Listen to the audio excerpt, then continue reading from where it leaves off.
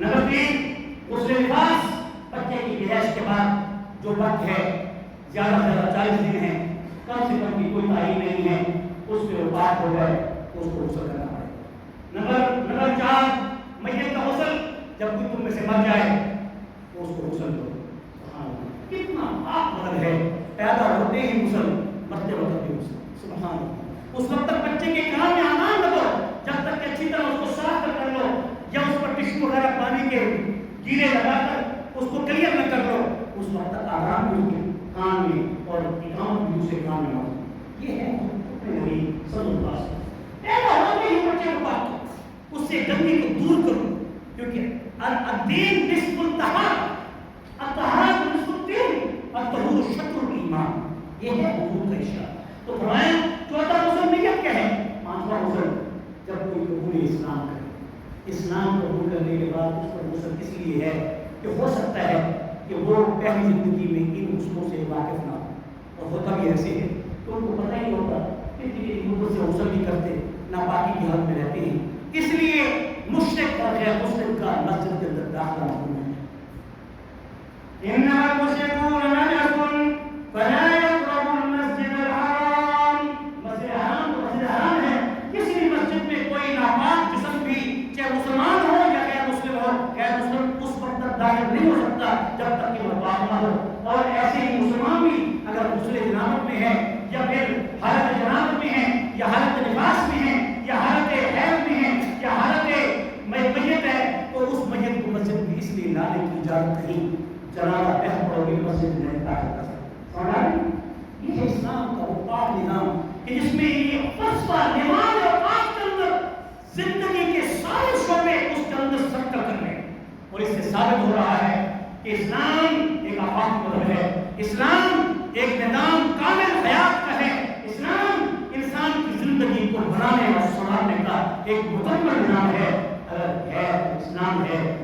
مت جاؤ کسی اور مذہب کی طرف، اپنی مذہب اسلام سے محبت کرو، اسی لیے اللہ کی طرف سے عطا کی۔ یہ فلسفہ ہو گیا اس وقت 5 وقتوں کی نماز کے بدلے ہر 5 وقت میں آپ کو غسل یا وضو کا حکم ہے۔ نبی کریم صلی اللہ علیہ وسلم کے فرمان مبارک ہے اگر کوئی شخص کہ جس کے گھر کے سامنے نہر جاری ہو، کوئی شخص کہ جس کے گھر کے سامنے حضور کا ارشاد ہے نہر جاری ہو اور وہ 5 وقت اس میں اپنے آپ کو صاف کرتا ہو، نہاتا ہو، تو کیا ہر طرح کا کیا اس کے اوپر کوئی میل رہے گا؟ اس کے جسم پر کوئی میل رہے گا؟ کہا جیسے 5 وقت کے ذہنی غسل سے نہر میں نہانے والا اپنے اوپر کوئی عیب کوئی ذرہ بھی غلاظت کا نہیں چھوڑتا، جو 5 وقت کی نماز وضو کے ساتھ پڑھے یا غسل سے پڑھے، اللہ پاک صرف اس کے ذہنی جسم کو پاک نہیں، اس کے باطنی جسم کو بھی پاک کرتا ہے۔ اور پاک ہو جاؤ، اور اس حمام میں نہاؤ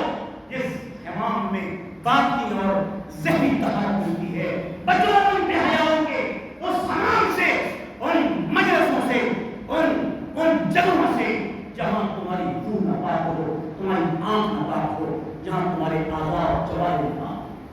دور ہو جاؤ، ڈٹ جاؤ، ولا یخاف لومۃ لائم، پکے ہو جاؤ۔ جو دین پہ پکے اور ڈٹ جاتے ہیں اللہ کہتا ہے اس کا ہاتھ بن جاتا ہوں، اس کی زبان بن جاتا ہوں، اس کا کان بن جاتا ہوں، اس کی سوچ بن جاتا ہوں، اس کی آنکھ بن جاتا ہوں۔ پھر وہ جہاں بھی جاتا ہے من کان للہ کان اللہ، جو اللہ کا ہو جاتا ہے ساری مخلوق اس کی تابع ہو جاتی ہے۔ واقعات بہت سارے ہیں اس پر،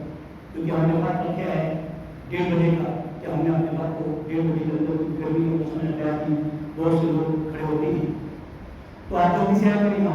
ہم نے آج کل جو ٹائم رکھے ہیں پہلے 50 منٹ پہ بیٹھتے تھے 12:50 پہ، آج کل ہم 12:40 پہ بیٹھ جاتے ہیں، یعنی کہ اس پہ کے لیے تو 1:30 بجے ہمارا مجھے کرے ہو تو یہ دو درسے میں پیش کی ابھی تیسرا درس بھی ہے، پھر اس کے بعد پھر رکعت کی وجہ تعلیم بتاؤں گا کہ 5 وقتوں کی نماز کیوں ادا کی گئی، کس کس گروپ نے ادا کی اور اس وقت میں کس کس گروپ نے نماز ادا کی، اور اللہ تعالیٰ نے سارے پیغمبروں کی نمازوں کو، عبادات کی شرط کو امت محمد مصطفیٰ صلی اللہ علیہ وسلم کے صدقے سے اس معراج کے صدقے عطا کر دیا کہ اے محمود تو بنفس نفیس آسمان پڑھا اور دیواروں کی جب بھی 5 وقت سجدہ کرے گا زمین پہ ہم اس کا سجدہ فرش پہ لکھا دیں۔ ہم اس کا سجدہ فرش پہ نہیں کہاں کا کریں گے؟ عرش پہ نکل کریں گے. ایک ہی بات پیش کر کے بات کرتا ہوں. البایزی بستانی کہہ رہے سب کو دل سے کرو. البایزی بستانی رحمت اللہ علیہ سرتاج اولیاء جب ہو سکتے بھی جاتے زمین پر سجدہ کرتے تھے تو آسمان پر نہیں تھے زمین پر تھے تو وہ ایسے گم ہو جاتے تھے. اور یہ کرام نے مراقبہ کر کے دیکھا جو بڑے بڑے اس وقت کے بڑے بڑے بزرگ اور اولیاء جن کی نظریں دلوں پر پڑتی ہیں اور عرش پر پڑتی تھی انہوں نے دیکھا کہ بایزی بستانی زمین پہ ہے نہیں وہ عرش پر طواف کر رہا ہے. کیا کر رہا ہے؟ عرش پر طواف کر رہا ہے. ایسا سجدہ جسے تو گناہ ایک سجدہ جسے تو گناہ سمجھتا ہے ہزار سجدوں سے دیتا ہے انسان کو بچا بشرطے کہ سجدہ سجدہ ہو پھر ایک ہی سجدہ ہو دل سے ہو لگے گی نشانی زمین پہ